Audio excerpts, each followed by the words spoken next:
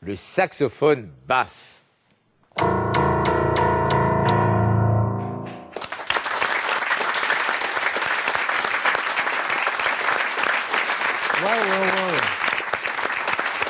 Impressionnant, hein. Je vous présente Philippe Geiss et son noble instrument. Est-ce que vous avez déjà vu un saxophone aussi Mais gros? pour être un ancêtre, c'est un dinosaure le truc. Ah bah Oui. C'est imposant. C'est une sorte de grand-père, on peut dire.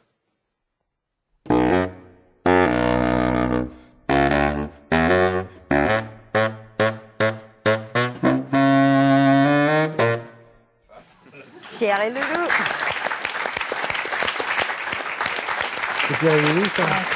Bon, Philippe, tu ne joues pas que du basse, tu joues tous les saxophones. J'aime tous les saxophones, mais j'aime tout particulièrement celui-ci qui est un monstre et un prince charmant en même temps, et c'est pour ça que je l'aime. Mais alors, la tessiture, puisque tu viens de jouer le thème du grand-père dans Prokofiev, Pierre et le loup, d'habitude c'est joué par le basson. Est-ce que c'est à peu près comparable comme tessiture? À peu près, voici la note la plus grave.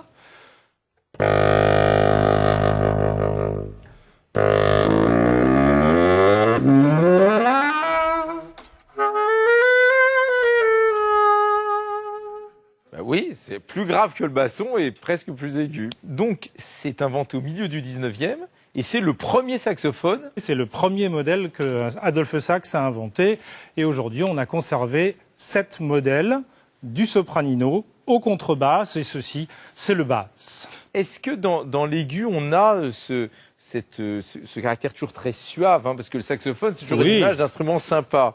Alors, c'est très gros, mais en fait, il y a une possibilité dans l'aigu.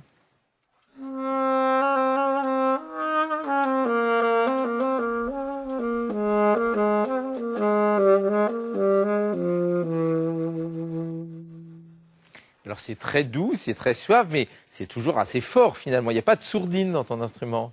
Non, on peut jouer très très doux ou très fort.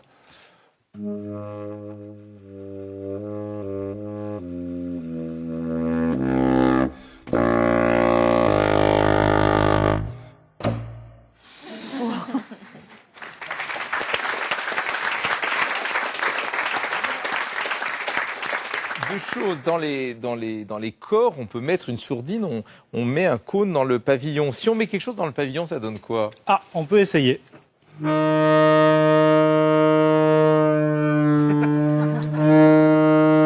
Ça me plaît beaucoup. Tu as terminé quelque chose par un son, c'est un C'est slap. un slap, oui. Oui. Fais-nous un peu de slap. Ah,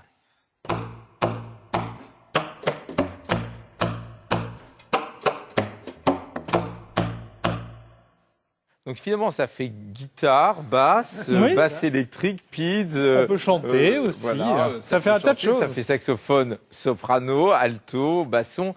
Écoute, est-ce qu'on peut le mélanger avec le piano? On fait une Essayons. impro? Oui.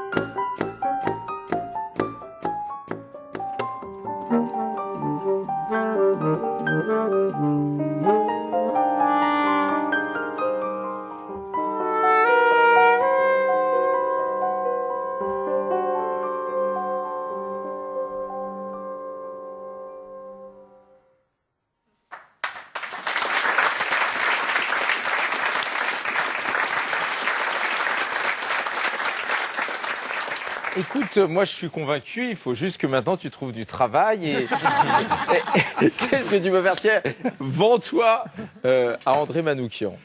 Lui qui est un grand arrangeur, On peut trouver une idée peut-être. il va certainement utiliser ton talent.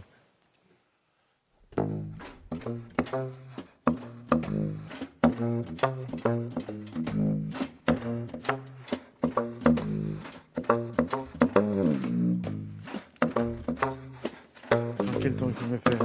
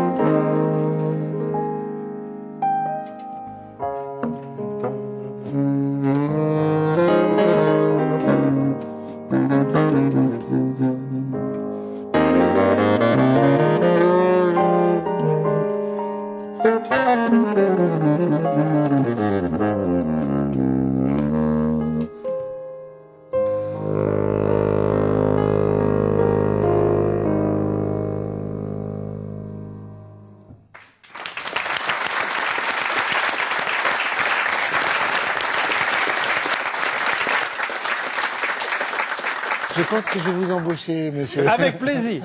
Bon bah écoute, Avec plaisir. tu es embauché. Mais en fait, pendant combien de temps le saxophone est-il resté classique? Assez longtemps finalement.